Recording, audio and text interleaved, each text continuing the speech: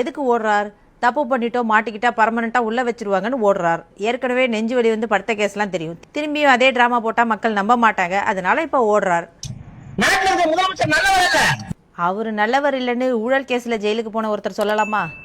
வெக்கமா இருக்கு. காமராஜர் ராஜாஜி உட்கார்ந்த இடத்தில் ஒரு பொய்யர் முதலமைச்சர். இப்ப என்ன நீங்க உட்கார ஆசைப்படுறீங்களா? ரொம்ப வைத்தறிச்சல பேசுறீங்க. எப்ப பார்த்தாலும் இந்த ஒரு டயலாக் தானா? காமராஜர் உட்கார்ந்த இடத்துல நாதாரி உட்கார்ந்துருக்காரு. இன்னொரு நாதாரி சொல்லலாமா?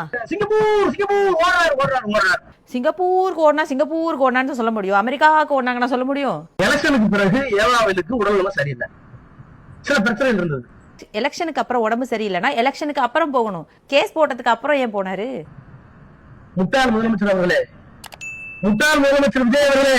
ஒரு மக்களால தேர்ந்தெடுக்கப்பட்ட ஒரு முதல்வர் பார்த்து முட்டாள்னு சொல்றீங்களே, நீங்க எவ்வளவு பெரிய முட்டாள். இது முதல்வர் அசிங்கப்படுத்துறது இல்ல, அந்த மக்களை அசிங்கப்படுத்துறது. அந்த மக்கள் மனசு வச்சதுனாலதான் நீங்க எல்லாம் அந்த பதவியில உட்கார்ந்து இருக்கீங்க. இனிமே அந்த பதவியெல்லாம் கிடைக்கும்னு நினைக்கிறீங்களா? இன்னும் போக போக ஏன் எவ்வளவு மோசமா நடந்துக்கிறீங்க? அவரை வேலை செய்ய விடாம இப்படி விடாம தொந்தரவு பண்ணிக்கிட்டு அவர் வாய திறந்து ஏதாவது வாய திறந்தா அதுல இருந்து ஒண்ணு புடுங்கிக்கிட்டு என்ன இந்த அநியாயம் பண்ணிக்கிட்டு இருக்கீங்க?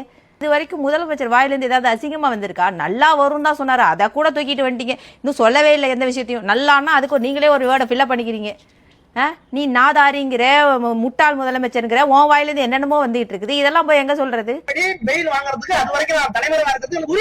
கூடிய சீக்கிரத்துல நீங்களும் தலைமறைவு ஆயிடுவீங்க போல் இருக்கு. அதான் அதை பத்தி நியாயப்படுத்திட்டு இருக்கீங்கன்னு நினைக்கிறேன். ஏற்கனவே யாரோ கேஸ் போட்டிருக்காங்க. இதுக்கெல்லாம் கேஸும் புதுசு இல்ல, ஜெயிலும் புதுசு இல்ல, அசிங்கமும் புதுசு இல்ல. ஆனாலும் கொஞ்சம் நாகரிகமா அரசியல் பண்ணுங்க.